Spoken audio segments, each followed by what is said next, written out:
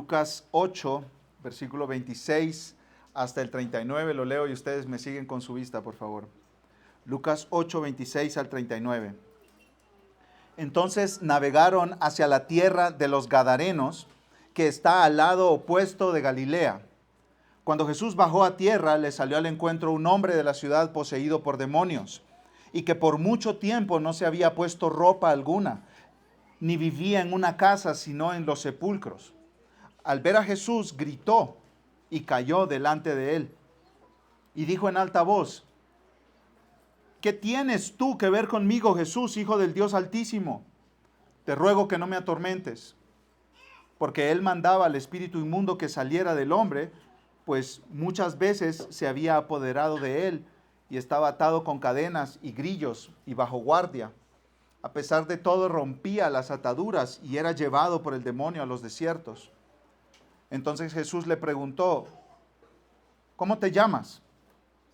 Legión, contestó, porque muchos demonios habían entrado en él. Y le rogaban que no les ordenara irse al abismo. Había una manada de muchos cerdos paciendo allí en el monte, y los demonios le rogaron que les permitiera entrar en los cerdos. Y él les dio permiso. Los demonios salieron del hombre y entraron en los cerdos, y la manada se precipitó por el despeñadero al lago y se ahogaron. Cuando los que los cuidaban vieron lo que había sucedido, huyeron y lo contaron en la ciudad y por los campos. Salió entonces la gente a ver qué había sucedido, y vinieron a Jesús y encontraron al hombre de quien habían salido los demonios, sentado a los pies de Jesús, vestido y en su cabal juicio, y se llenaron de temor. Los que lo habían visto les contaron cómo el que estaba endemoniado había sido sanado. Entonces toda la gente de la región alrededor de los Gadarenos le pidió a Jesús que se alejara de ellos, porque estaban poseídos de un gran temor. Y él, entrando en una barca, regresó. Pero el hombre de quien habían salido los demonios le rogaba que le permitiera estar con él. Pero Jesús lo despidió diciendo: vuelve a tu casa y cuenta cuán grandes cosas Dios ha hecho por ti. Y él se fue, proclamando por toda la ciudad cuán grandes cosas Jesús había hecho por él. Dios creó todo lo que existe, y parte de su creación son los ángeles. Y en la Biblia nosotros aprendemos que hay dos tipos de ángeles: ángeles obedientes a Dios, ángeles buenos, ángeles que sirven a Dios, pero también hay otro tipo de ángeles que son ángeles malvados, ángeles que se rebelaron contra Dios y desobedecieron a Dios, y Dios los expulsó del cielo. Esos ángeles son conocidos como ángeles caídos porque cayeron del cielo. Y el líder de esos ángeles se llama Satanás, el diablo, el dragón. Es conocido también como la serpiente antigua en la Biblia. Y aparece en las primeras páginas de la Biblia, ahí en Génesis, capítulo 3. Vemos que tentó a Adán y Eva y ellos decidieron desobedecer a Dios siguiendo las mentiras de Satanás. Muchas personas, hermanos, no creen en Satanás, no creen en los demonios, no creen en los espíritus, no creen en los ángeles. Muchos creen que esos son mitos, cuentos, leyendas, ideas de la imaginación de gente un poquito bobita o que viven en la época medieval, en la era de piedra. Pero la Biblia nos dice la verdad sobre estas criaturas. Realmente existen y están trabajando en este mismo momento, aunque tú no los veas.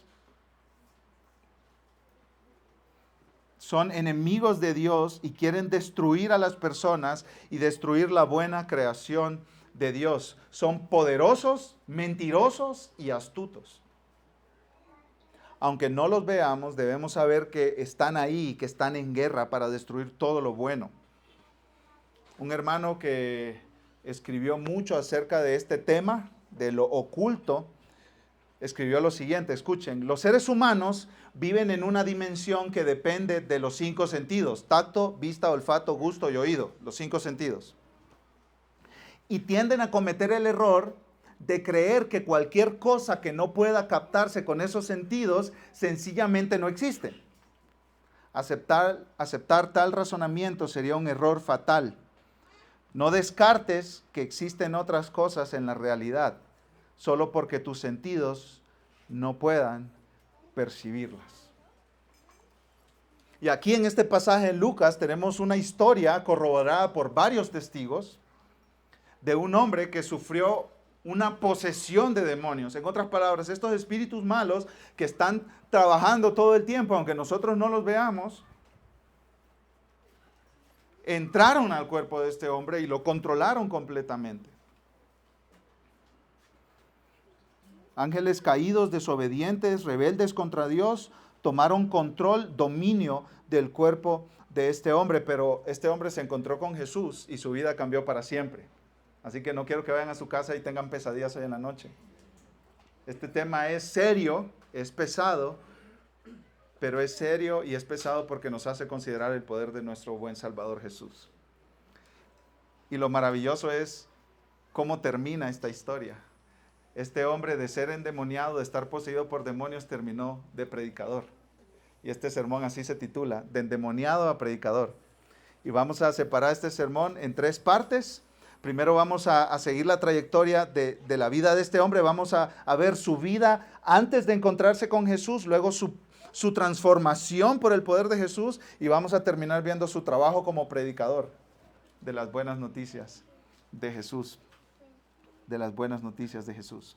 Ahora, no tenemos que perder de vista, mis amados hermanos, que Lucas está como un experto escritor, está llevándonos a algo. ¿Sí? Esta no es una historia que la podemos estudiar separada de su contexto. Lucas nos está llevando a un punto. El domingo pasado hablamos de cómo Jesús tuvo control sobre la tempestad en el lago de Galilea. Hoy veremos cómo Jesús tiene dominio sobre los espíritus, sobre los demonios. Y dentro de un par de semanas, si Dios lo permite, veremos cómo Él tiene poder sobre la enfermedad y la muerte. Pero Lucas nos está preparando, mis hermanos, para el capítulo 9. Miren conmigo Lucas 9, versículo 1 y 2. Aquí Jesús envía a los discípulos a trabajar. Miren lo que dice Lucas 9, 1 y 2. Reuniendo Jesús a los 12 discípulos, les dio poder y autoridad sobre todos los demonios y para sanar enfermedades. Los envió a proclamar el reino de Dios y a sanar a los enfermos. Entonces, los discípulos están viendo el poder de Jesús, porque después ellos van a ir y van a predicar el evangelio respaldados por el poder que Jesús les delegará. Pero hay algo más importante para lo que Lucas nos está preparando, y lo encontramos en Lucas capítulo 9, versículo 18 al 20. Miren conmigo, Lucas 9, 18 al 20. No tenemos que perder de vista esto, mis amados hermanos. Dice Lucas 9, 18. Estando Jesús orando a solas, estaban con él los discípulos y Jesús les preguntó a los discípulos, ¿quién dicen las multitudes que soy yo? ¿Qué se habla? ¿Qué cuentan las lenguas? ¿Qué dice el chisme por ahí en el pueblo? Entonces ellos respondieron, unos Juan el Bautista, otros Elías y otros que algún profeta de los antiguos ha resucitado. Versículo 20.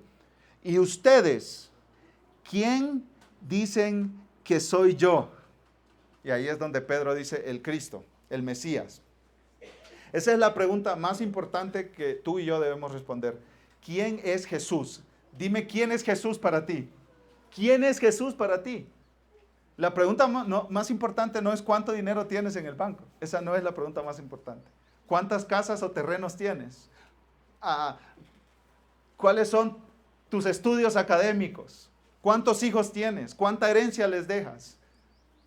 ¿Cuántos años tienes? Esas no son las preguntas más importantes. La pregunta más importante es, ¿quién es Jesús? ¿Quién es Jesús para ti? Y entonces Lucas nos está preparando para responder esa pregunta, demostrando que Él es el Mesías, que Él es el Cristo, que Él es el Salvador. Y en este caso lo demostró liberando a este hombre que estaba poseído por demonios.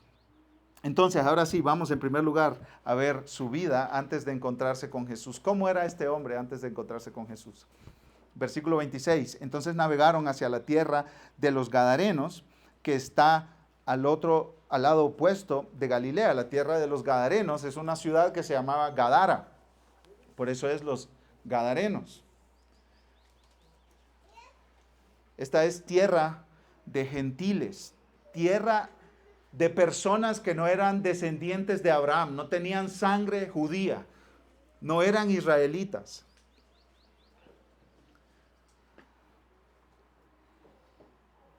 Eso significa que los judíos normales no pasaban por ahí, no visitaban ese lugar. No acostumbraban a ir ahí, ese no era un lugar de paseo. No era el Chapala o el Ajijic de Guadalajara, no. Ahí no iban los judíos, porque esos son gentiles. Y los judíos pensaban que contacto con los gentiles los contaminaban para que ellos no pudieran ir al templo a adorar a Dios. Los judíos no se acercaban a los gadarenos, a los de Gadara, para no quedar impuros. Entonces, cuando Jesús va a ese lugar, está rompiendo con toda expectativa social.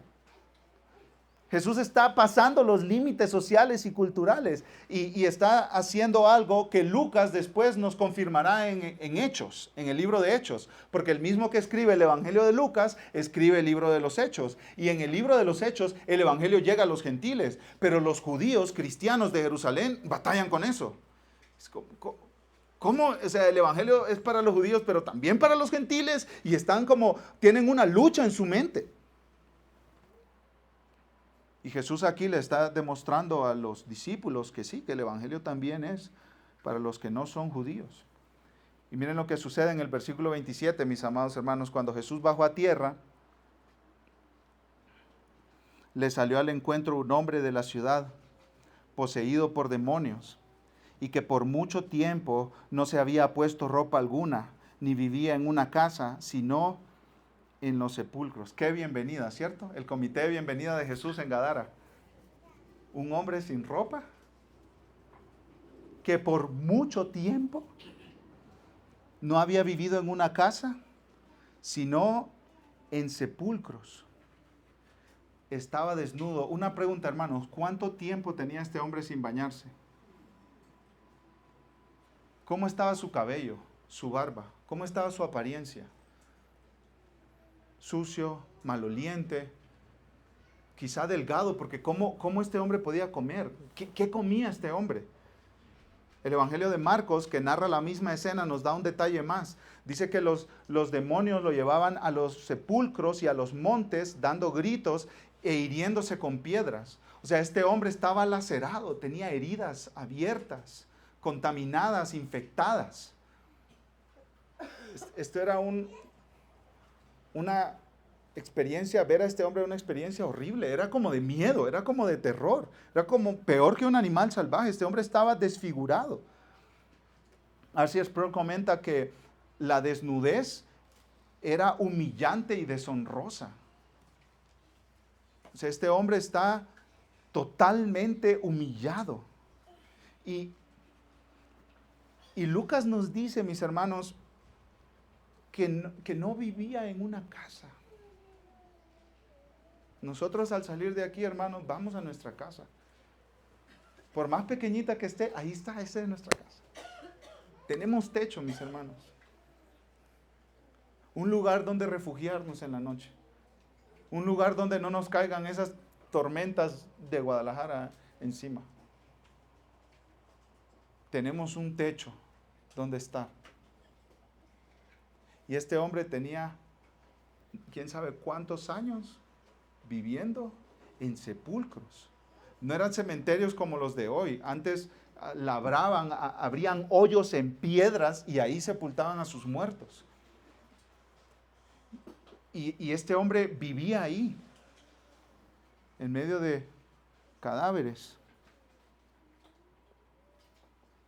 Pero cuando Lucas dice que no vivía en una casa, nos está como incorporando en la escena, mis hermanos. Y yo no quiero aquí que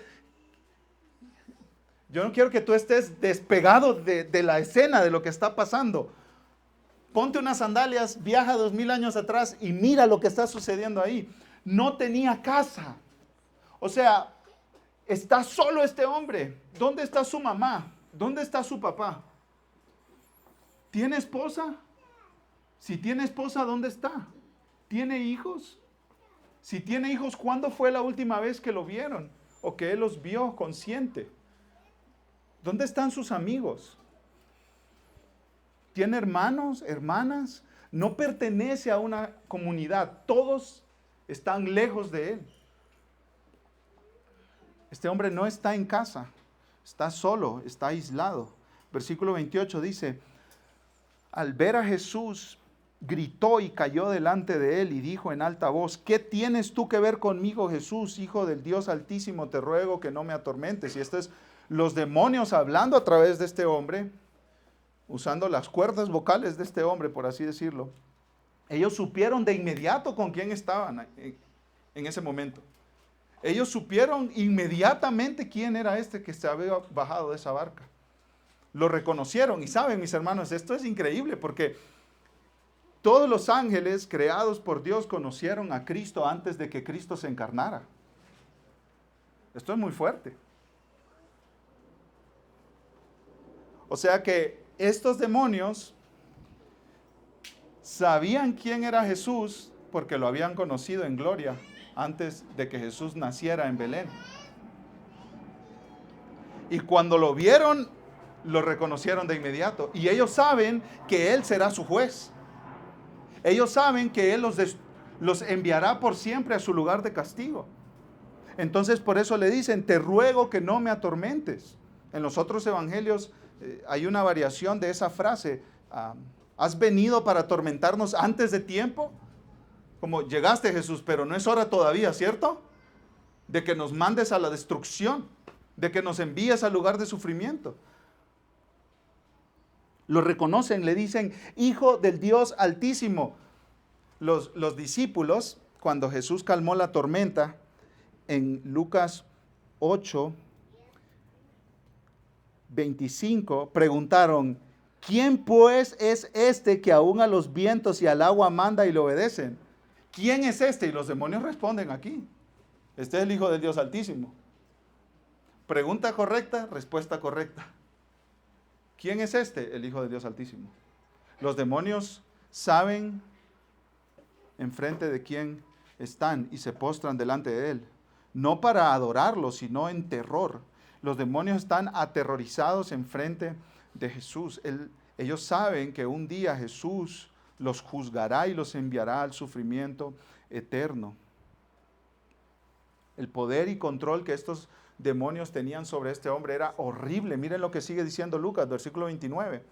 Porque él, Jesús, mandaba al espíritu inmundo que saliera del hombre, pues muchas veces se habían apoderado de él y estaba atado con cadenas y grillos y bajo guardia.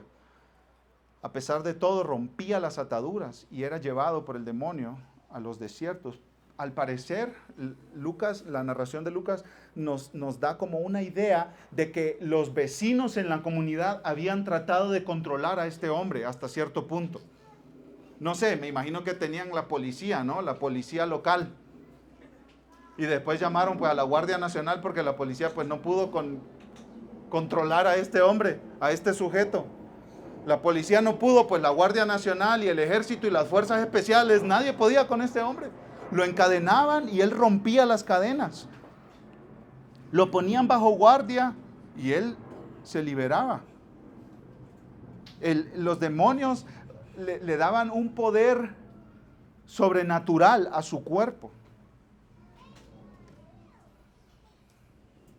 Y eso es lo que hace Satanás y lo que hacen sus demonios. Ellos quieren destruir a los seres humanos y destruir la buena creación de Dios. Quiero leerles un versículo en el Evangelio de Juan, mis hermanos. Palabras de Jesús, Juan 10:10. Escucha lo que dice. Jesús dijo las siguientes palabras. El ladrón, o sea, Satanás, solo viene para robar, matar y destruir. Eso es lo que hace Satanás. Robar, matar y destruir. Y Jesús hace un contraste y él dice, yo he venido para que tengan vida y para que la tengan en abundancia. Es que la diferencia entre Jesús y Satanás es una diferencia muy grande. Es la diferencia entre el día y la noche. Es la diferencia entre la luz y la oscuridad. Es la diferencia entre estar vivo y estar muerto. Dice un estudioso del Nuevo Testamento, Werner Foster, que este endemoniado representa bien lo que hace Satanás de distorsionar la semejanza o la imagen de Dios en el hombre. Como nosotros estamos hechos a imagen de Dios, Satanás ensucia y corrompe y tuerce y quiebra la imagen de Dios en nosotros. O sea, lo que Satanás está haciendo es todo lo posible para destruir todo lo que tenga alguna semejanza con Dios. Satanás le quitó a este hombre toda dignidad, toda bondad, todo sentido de identidad, le quitó toda comunidad. Esta era una condición miserable.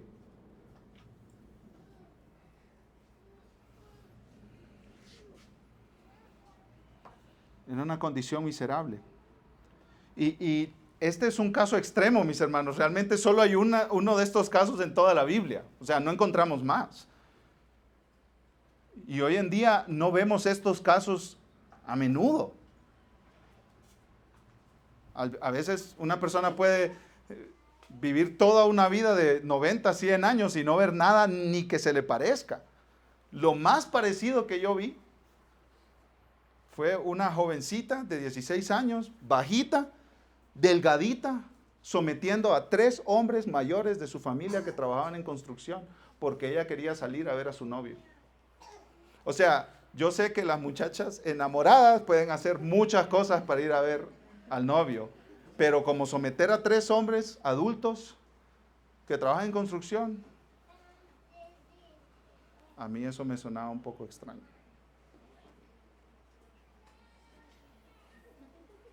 Pero quizás tú no has visto eso y tú dices, pues yo no he visto la obra de Satanás. La verdad, mis amados hermanos,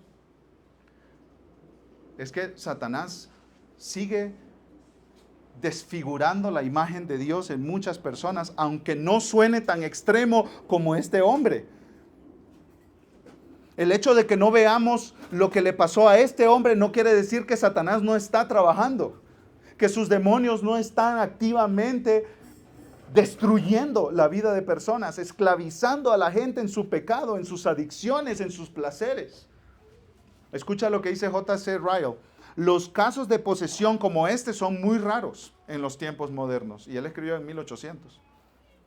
Sin embargo, no debemos olvidar que el diablo ejerce continuamente un temible poder sobre muchos corazones y almas. Todavía empuja a muchos a hábitos de vida con los que se deshonran y se destruyen a sí mismos. Los empuja de vicio en vicio, de desenfreno en desenfreno. Los hunde en las profundidades más bajas de la maldad. Tú dices, yo no he visto, Daniel, algo así. O sea que Satanás no trabaja estos días. Pero si has visto horribles adicciones, quizá en tu propia vida. Si has visto horribles patrones de vida destructivos. Personas que van de pareja en pareja, de mujer en mujer o de hombre en hombre, aún destruyendo su salud, destruyendo sus finanzas. Personas que van de apuesta en apuesta y de casino en casino, empobreciéndose, metiéndose en deudas horribles, destruyendo su familia, destruyendo sus matrimonios con eso. Esa es obra de Satanás también. Ese es poder de Satanás también. C.S. Lewis, el escritor de las Crónicas de Narnia, describió así su vida antes de conocer a Jesús. Escuche, dice que él era un zoológico de lujurias, un manicomio de ambiciones, un criadero de miedos, un refugio de odios que amaba. Y dice después, mi nombre era Legión. Así se describe él, estaba atrapado por las garras de Satanás. Y eso es lo que nos dice Pablo en Efesios 2. Dice que las personas sin Cristo están muertas en sus delitos y pecados. Y les dice Pablo en Efesios 2:2, en las cuales, en esos pecados, anduvieron en otro tiempo según la corriente de este mundo, escuchen, conforme al príncipe de la potestad del aire, el espíritu que ahora opera en los hijos de desobediencia. Sin Cristo quiere decir con Satanás.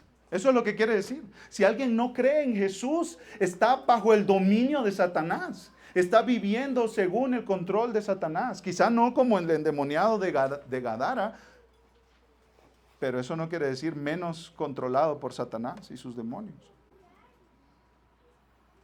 Y dice Pablo en el versículo 3 en Efesios 2, entre ellos también todos nosotros en otro tiempo vivíamos en las pasiones de nuestra carne, satisfaciendo los deseos de la carne y de la mente, y éramos por naturaleza hijos de ira, lo mismo que los demás.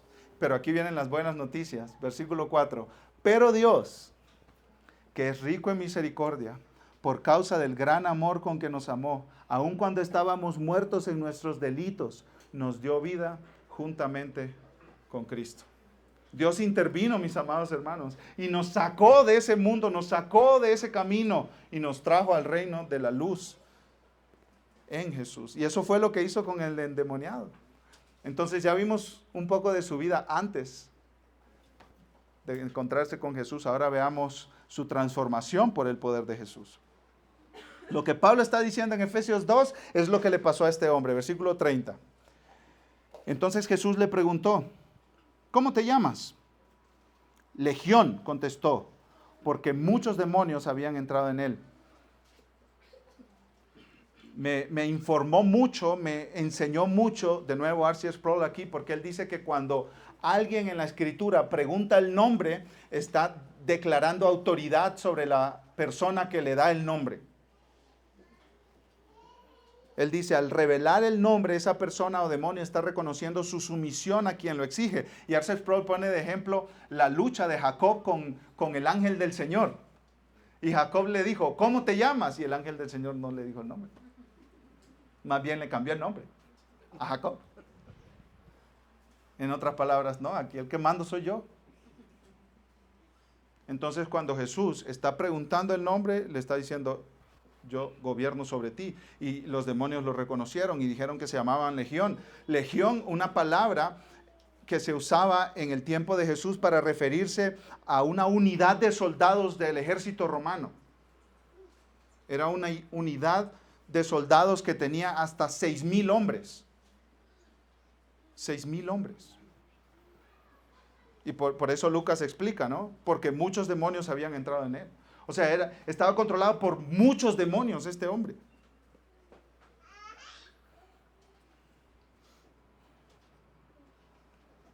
Un comentarista, Ken Hughes, dice, para la mente judía la palabra legión traía una imagen de un gran número, organización eficiente y fuerza implacable.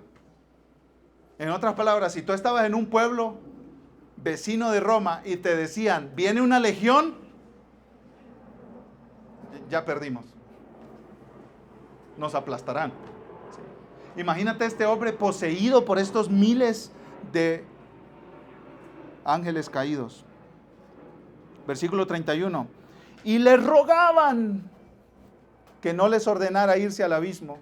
No nos mandes a nuestro lugar de castigo eterno. Ellos saben que van a un lugar de castigo, pero le rogaban a Jesús, todavía no.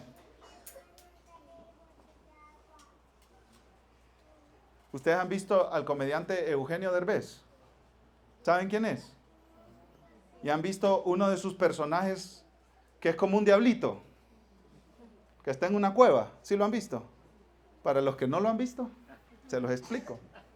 Eugenio Derbez se pone una capucha roja y unos cuernos y está como en una cueva con unas máquinas. Y aparecen videos de gente tropezándose, cayéndose, golpeándose. Y antes de que se golpee él, aprieta un botón y es como que hace diabluras.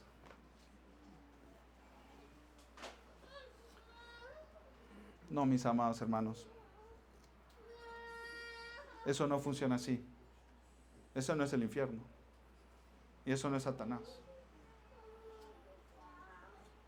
Eso no lo deberíamos nosotros de pensar ni en broma. Satanás y sus demonios le tienen terror al infierno, porque es su lugar de castigo. Satanás no es el jefe del infierno. Satanás va a estar siendo atormentado por la eternidad con sus demonios y con todos aquellos que no confían en Jesús. Satanás y sus demonios están aterrados del día del juicio. saben lo que viene para ellos. Esto no es broma para ellos. Claro, Satanás quiere hacerte pensar que eso es broma, que eso es un chiste. Yo he platicado con gente compartiéndole el evangelio y les pregunto, ¿qué va a pasar contigo después de que mueras? Y en la conversación llegamos a platicar y les pregunto, ¿y qué opinas del infierno? Y un hombre me dijo, fácil. Me llevo mi baraja de cartas y un ventilador. O sea, estar en el infierno para él es con un ventilador y una baraja de cartas. No, esa imagen no es real. La imagen de caricatura del diablo con traje rojo, cuernos, cola, un tridente y una sonrisa así media burlona, no es real. Satanás no gobierna el infierno, Satanás no disfruta el infierno, él será atormentado por siempre en el lugar de castigo que Dios tiene preparado para él. Satanás no gobierna en el infierno. ¿Quién gobierna en el infierno, mis amados hermanos? Dios gobierna en el infierno. Con su ira justa, cayendo constantemente sobre todas las personas que rechazaron a Cristo, sobre Satanás y sobre sus demonios. Y yo estoy aquí para decirte, no vayas ahí, por favor. No vayas ahí. Hay una manera que tú puedes escapar ese castigo. Y tú me dices, Daniel, ¿cómo? Reconoce que eres pecador, arrepiéntete de tu pecado y cree en Jesús como tu única esperanza. Como tu única esperanza. Los demonios no quieren ser enviados allá. No vayas tú allá. David Garland, un comentarista, dice, incluso los demonios odian el infierno. No vayas allá. Jesús pagó el precio en la cruz por tus pecados para liberarte de la condenación eterna bajo la ira de Dios en el lugar de castigo que Él tiene preparado para sus enemigos. Y aquí aparecen un montón de puerquitos en la escena. Vamos a ver qué dice Lucas de los puerquitos aquí. Versículo 32. Yo creo que los de Michoacán se emocionarían, pero después de que les contemos lo que pasó. Había una manada de muchos cerdos paciendo allí en el monte, y los demonios le rogaron que les permitiera entrar en los cerdos, y él les dio permiso. Versículo 33. Los demonios salieron del hombre y entraron en los cerdos, y la manada se precipitó por el despeñadero al lago y se ahogaron. Yo aprendí esta semana que los puerquitos saben nadar, pero como que este precipicio era muy alto y todos se cayeron encima de otro y se ahogaron. Y aquí los ambientalistas y los veganos pegan el grito en el cielo. ¡Ah, cómo es posible! ¿Por qué se metieron con los puercos? Pobres puerquitos, ellos ¿tenían culpa de qué o qué? ¿Por qué tanta violencia con los animalitos? De nuevo, R.C. Sproul, muy útil aquí. Él dice que en el orden de la creación, todo lo creado es un sistema de apoyo para el hombre. El hombre no fue creado para los puercos, sino los puercos para el hombre. Y así con todo lo que existe en la creación. Dice R.C. Sproul que el hombre es el acto culminante de la creación de Dios. Se le da dominio sobre todo el mundo. Y el cerdo es siervo del hombre, no el hombre es siervo del cerdo. Si estos demonios deben habitar en algún lugar en este punto concreto de la historia redentora, es un acto totalmente redentor por parte de Cristo, liberar al hombre de esta infestación del mundo demoníaco, incluso a costa de la manada de cerdos. Yo creo que en parte es porque el hombre es más importante que los cerdos, que Jesús les permitió a estos demonios que fueran a los cerdos, pero en parte también es para que todos supieran lo que había sucedido. Esto quedaba absolutamente claro para todos. Este hombre endemoniado, sin casa, desnudo en los sepulcros, es liberado. Después lo encontramos vestido enfrente de Jesús. escuchando a Jesús. Y estos cerdos salieron corriendo, cayeron por un precipicio y se murieron. Todo el mundo tiene claro qué pasó aquí. Aquí no hay dudas para nadie. Jesús liberó a este hombre. Yo creo que Jesús está haciendo que estos demonios vayan a los cerdos y los cerdos mueran, porque quiere que quede claro para todos que Él es poderoso sobre todas las fuerzas de este mundo, incluso las fuerzas de los demonios. Dice Ambrosio de Milán, un padre de la iglesia: los espíritus inmundos están ahora en animales inmundos. Los cerdos son una morada natural para los demonios. Y Cirilo de Alejandría, otro padre de la iglesia: Jesús permite que los demonios entren en los cerdos para mostrar que tiene poder sobre ellos, que son de menor valor en la creación de Dios y por lo tanto no tienen poder sobre los seres humanos. Y después vamos a ver en la reacción de la gente del pueblo que esto es un asunto económico también. Pero no me voy a adelantar. Versículo 34, cuando los que los cuidaban vieron lo que habían sucedido, huyeron y lo contaron en la ciudad por los campos. Pues obviamente, si tú cuidabas animales, quiere decir que pertenecían a otras personas y tú solo trabajabas para ellos. Entonces, los 2,000 puerquitos se ahogaron y ahora ¿quién los paga? Entonces los que los cuidaban fueron rápido a contar y dijeron: hey, saquémonos esta de las manos porque si no nos van a cobrar aquí un dineral. Y dieron el reporte: puerquitos ahogados. Vimos entonces su vida antes de encontrarse con Jesús, su transformación por el poder de Jesús. Veamos en tercer lugar, para finalizar, su trabajo como predicador de las buenas noticias de Jesús. Versículo 35. Su trabajo como predicador de las buenas noticias de Jesús. Versículo 35. Salió entonces la gente a ver qué había sucedido. Obviamente, hermanos, obviamente. Si te dicen, hay un socavón en López Mateos, pues tú vas a ir a ver de alguna manera. O sea, si no tuviéramos Twitter, si no tuviéramos Facebook y YouTube, pues allá anduviéramos todos. Bien, a ver cómo estuvo esto, ¿cierto? Y claro, la noticia de 2,000 cerdos cayeron por un precipicio y se ahogaron. 2,000 cerdos endemoniados cayeron por un precipicio y se ahogaron. Obviamente, hermano, todo el pueblo va para allá. Vamos a ver qué pasó aquí. Y vinieron a Jesús y encontraron al hombre de quien habían salido los demonios. ¿Cómo estaba este hombre? Sentado a los pies de Jesús, vestido y en su cabal juicio. Y se llenaron de temor. Antes este hombre estaba solo. Y ahora Jesús ya lo incluyó a su comunidad. Qué bonito. Antes no estaba papá, mamá, esposa, hijos si los tenía, hermanos, amigos. Pero ahora está con Jesús. Ahora pertenece al grupo de Jesús. Jesús ya lo hizo parte de su comunidad. Y dice, sentado a los pies de Jesús. Jesús es su maestro, mis hermanos. Jesús es su maestro. Este hombre perdido, sin esperanza, viviendo en desgracia, en miseria, ahora está escuchando a Jesús.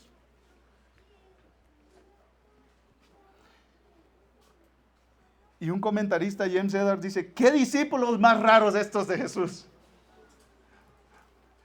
Anteriormente, en Lucas 7, se nos presentó una mujer de quien Jesús había sacado 7 demonios.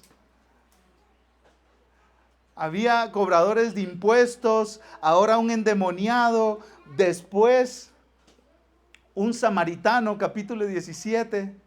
Y dice este comentarista, James Edwards, se trata de una comunidad radicalmente nueva. Una comunidad radicalmente nueva. Gente rara, hermanos. Casi así como nosotros.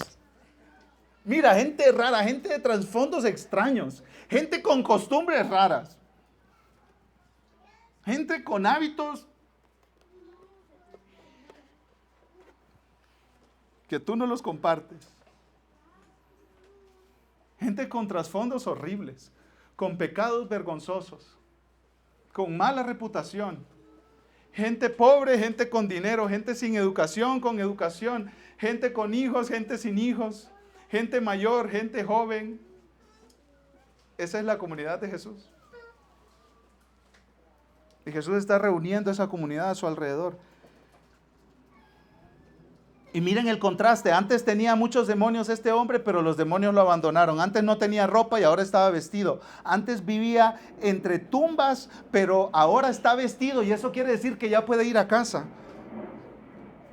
Antes estaba gritando a Jesús, pero ahora sentado a los pies de Jesús escuchándolo. Antes el demonio estaba apoderado de él y tenía control de él, y ahora dice Lucas que estaba en su cabal juicio. Contraste total. Contraste total.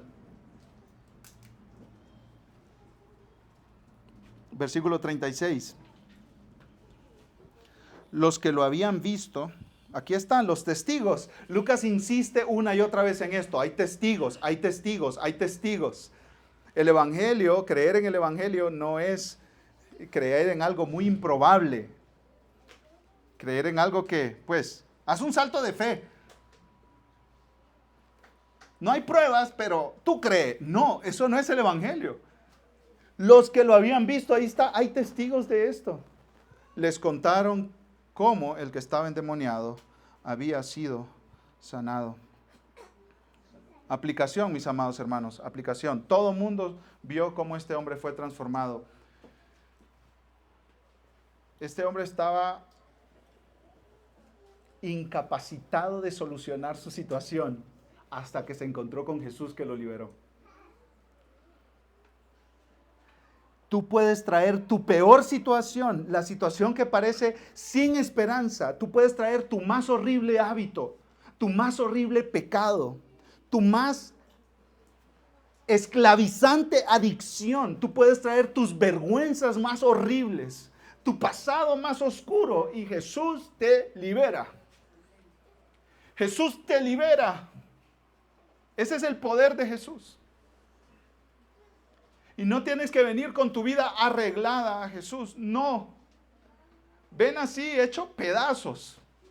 Y Él te recibe y te libera y te ayuda y te sostiene y te limpia y te incluye a su comunidad. Permite que Cristo trate con estas cosas. No las escondas, no las barras debajo de la alfombra, no las empujes lejos de tu mente, pensando que olvidarlas solucionará tu problema. Tráelas a Jesús. Dile, Señor, yo no puedo con esto. Mira esta situación tan difícil. Por más difícil que sea tu situación, no es peor que la de este brother, estoy seguro. A menos que tengas algo muy, muy, muy escondido. Imagínate tú hablar con este hombre.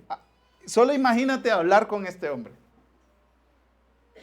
Y le empiezas a contar con las cosas que estás batallando, las tentaciones que no puedes vencer, tus vergüenzas más horribles, tu pasado más oscuro, y él te diga, déjame contarte mi historia.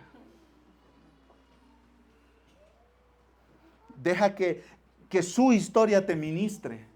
Jesucristo libera a los que están más horriblemente atados. Versículo 37, mira cómo respondió la gente del pueblo.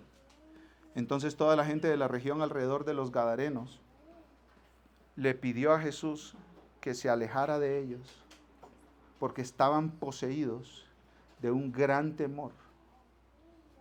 Y él, entrando a una barca, regresó. Hermanos, 2,000 cerdos son un montón de tocino, hermanos. 2,000 cerdos son un montón de carnitas. Me puse a hacer cálculos. A 70 kilos de carnitas por cerdo, es un montón de carnitas. 140,000 kilos de carnitas. A 200 pesos el kilo, 28 millones de pesos. Esta es plata, mis hermanos.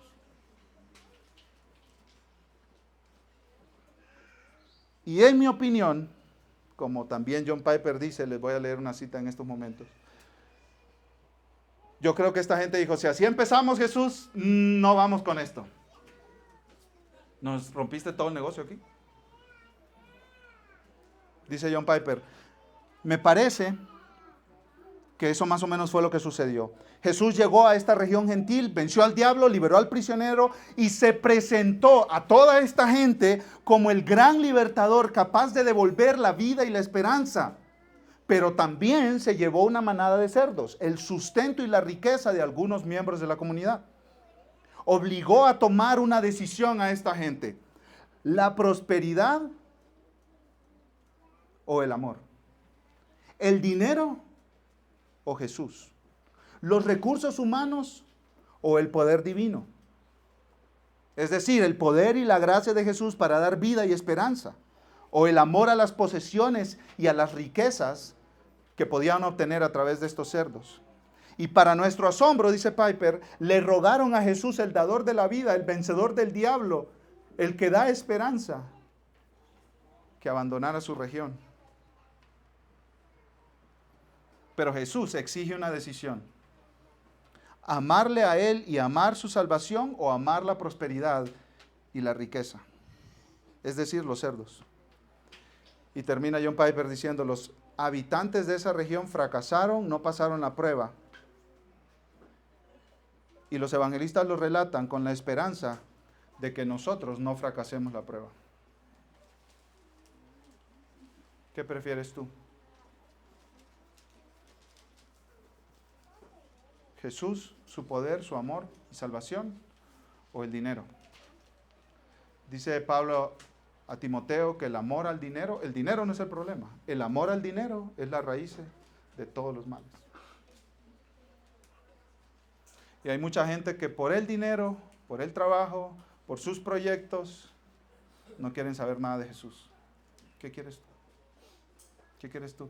Hemos visto a lo largo del Evangelio de Lucas que siempre Lucas nos está poniendo entre la espada y la pared. Toma una decisión. Hoy toma una decisión. Hoy, no mañana, hoy toma una decisión. ¿Qué quieres? Valora a Jesús sobre todo. Ama tanto a Jesús que todos tus demás afectos se miren como odio en comparación.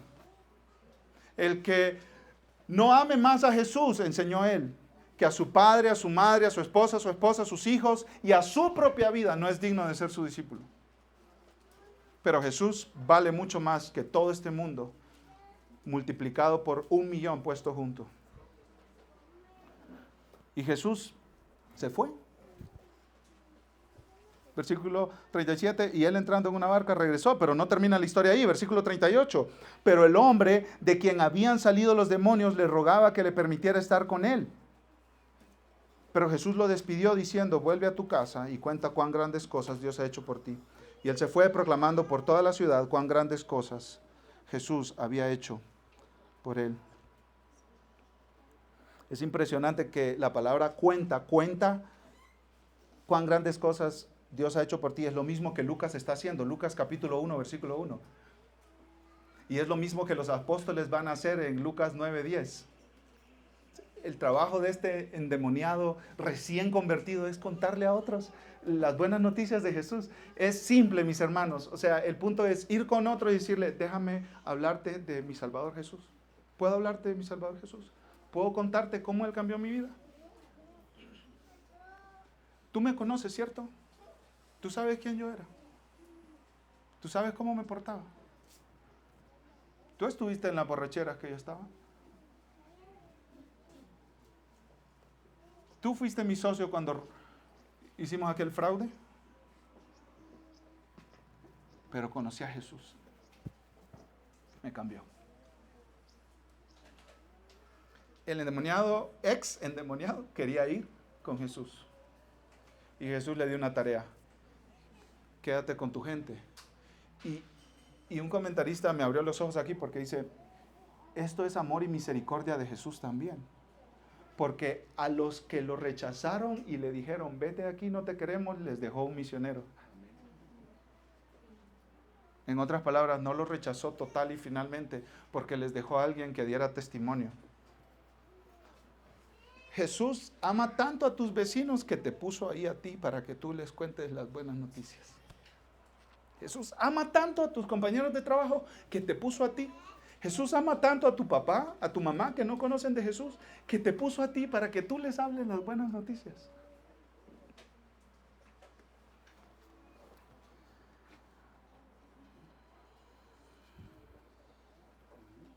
Y cuando dice al final que Él se fue proclamando, es una palabra que habla de predicación. la predicación. Predicador, ¿qué les parece? De endemoniado a predicador del evangelio. Es una demostración